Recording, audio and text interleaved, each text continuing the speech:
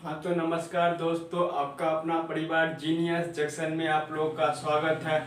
आज के इस वीडियो में हम देखने वाले हैं गद्य खंड क्लास 10th के हिंदी सिलेबस को हम लोग देखने वाले हैं कि ट्रिक्स हम लोग कैसे याद रख सकते हैं, शीर्षक तथा शीर्षक के लेखक को हम लोग कैसे याद रख सकते हैं। ट्रिक के माध्यम से हम लोग आज के इस वीडियो में हम सीखने वाले हैं। तो हमारे साथ इस वीडियो में आप बने रहिए ताकि आप लोगों को ट्रिक से आप लोगों को 5 से 7 नंबर तक का क्वेश्चन इसमें से आएगा ही आएगा।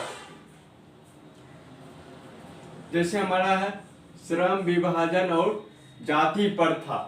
क्या है? श्रम विभाजन और जाति प्रथा, यानी ऐसे समझिए जाति प्रथा का जो जाति प्रथा का जो जाति के ऊपर जो प्रथा लगाए थे, प्रथा जो था उसको दूर करने का काम कौन किए थे? डॉक्टर भीमराव अंबेडकर। आप लोग संविधान जैसे आप लोग पढ़े होंगे तो संविधान लिखने वाले कौन थे? भीमराव अंबेडकर। उसमें जाति प्रथा का भी बात किया गया। तो इससे आप लोग याद रख सकते हैं कि श्रम विभाजन और जाति प्रथा के लेखक डॉक्टर भीमराव अंबेडकर। और दूसरा अध्याय हमारा है विष के दांत, यानी विष का दांत किस कलर का हो जाता है? ऐसे रखिए ट्रिक से याद कि विष का जो दांत है वह नीला हो जाता है। कैसा हो जाता है? नीला। नीला से आप लोग याद रख सकते हैं नलिन। क्या है? नलिन विलोचन शर्मा।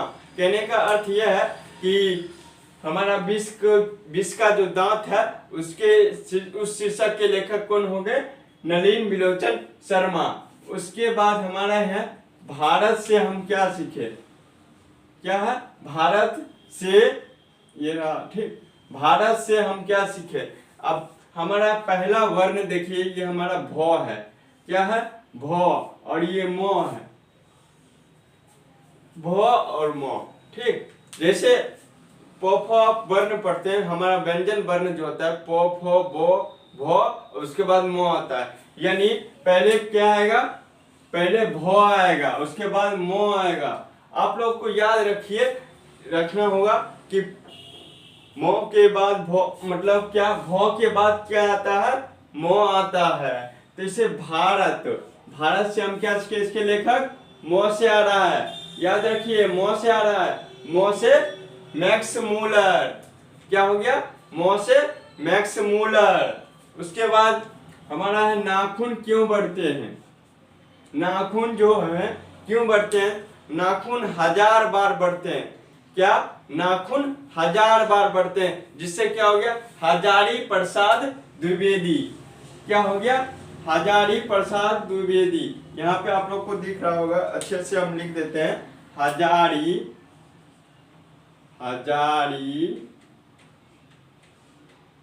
प्रसाद द्विवेदी। कहने का सेंस है कि नाखून बढ़ते हैं, उनके लेखक कौन हो गए? हजारी प्रसाद द्विवेदी। उसके बाद है हमारा नागरी लिपि। क्या है? नागरी लिपि। अब नागरी लिपि कहने का अर्थ है लिखने का तरीका। लिखने का तरीका किसके अंदर हो सकता है? जो गुणवान व्यक्ति हो। कैसा व्यक्ति हो? गुणवान व्यक्ति हो। और गुणवान व्यक्ति कौन हो सकता है? गुणाकर मूले। इसे ट्रिक से याद रखिए कि इनके लेखक कौन हो गए? गुणाकर मूले, यानी गुणवान। गुण से गुणाकर मूले। वह व्यक्ति कैसा होना चाहिए? गुणवान होना चाहिए। उस तरीका से आप देख सकते हैं गुणाकर मूले। उसके बाद हमारा अगला छठा हमारा बहादुर। अच्छा, बहादुर कौन हो सकता है? यानी अपने जीवन काल में अच्छे काम किया है वह बहादुर हो गया, और उसके मृत्यु होने के बाद वह अमर हो जाता है। क्या हो जाता है मेरे दोस्तों? अमर। अमर कहने का अर्थ यह है कि वह मरने के बाद अमर हो जाता है। अमर से याद रखिए अमरकांत। अमर से याद रखिए अमरकांत। उसके बाद है परंपरा का मूल्यांकन। भगवान राम ऊपर देख रहे हैं कि नीचे किस तरह की परंपरा चलाई जाती है, यानी हमारे हिंदू धर्म में या फिर मुस्लिम धर्म में किस तरह से परंपरा के बीच हमारे बीच जाति या फिर परंपरा किस तरह से अपना पर्व मना रही है, इसका परंपरा भगवान राम देख रहे हैं। कौन देख रहे हैं? भगवान राम। राम से हो गया राम विलास शर्मा।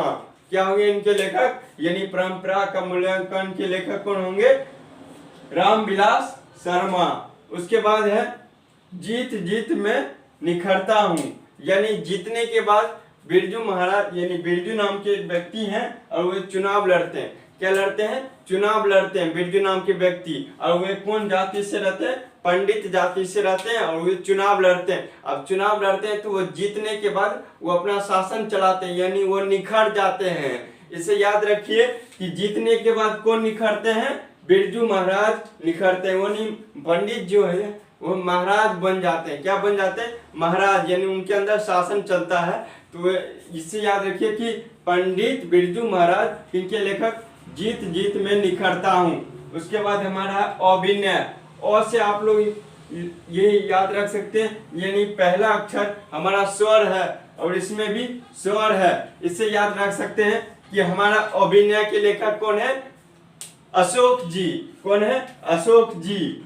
उसके बाद है मछली, यानी मान लीजिए आपके गांव में एक शुक्ला जी नाम के व्यक्ति है जो मछली बेचने का काम करते हैं। क्या बेचते हैं, मछली। अब मछली बेचने का जो काम करते कौन करते हैं, शुक्ला जी। उनका पूरा नाम क्या है, विनोद कुमार। क्या है, विनोद कुमार। वह मछली बेचने का काम करते हैं आपके गांव में। तो शुक्ला जी है, वो मछली बेचते हैं, उनका पूरा नाम क्या है, विनोद कुमार शुक्ला।